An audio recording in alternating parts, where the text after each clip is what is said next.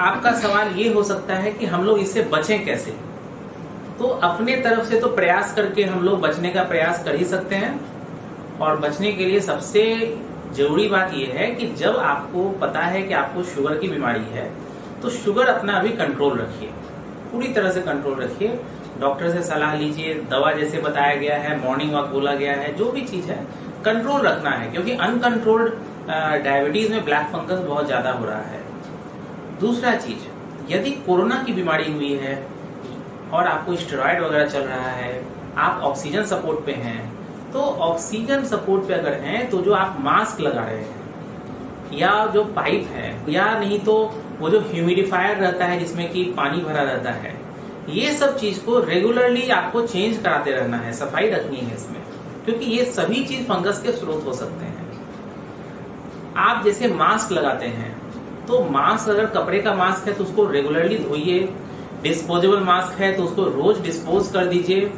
कहीं से भी इन्फेक्शन नहीं आना चाहिए। मान लीजिए कि आप गार्डन में गए, रोड पे गए, कहीं पे कोई फंगस होगा, वो आपके मास्क में आके जम गया और वहां पे वो ग्रो करने लग गया और आप मास्क को सफाई नहीं किए तो वो तो आपके नाक में चला जाएगा, मुंह में चला जाएगा, वो ब्लैक फंगस या कोई भी और तरह का इन्फेक्शन कर सकता है। इसलिए आपको ये सब चीजें ध्यान देनी है।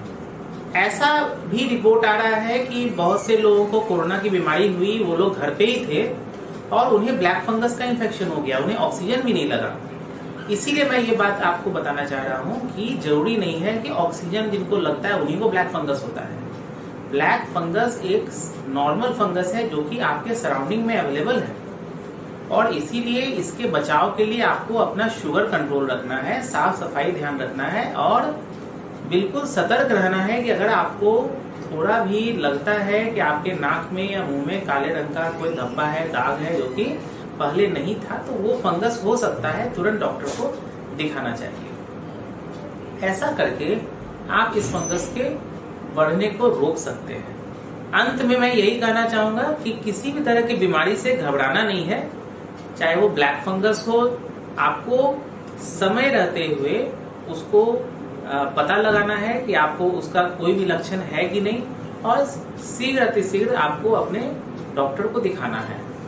अगर इसको हम लोग समय पर डायग्नोस कर लेंगे, ट्रीट कर लेंगे, तो ये ट्रीट हो जाएगा।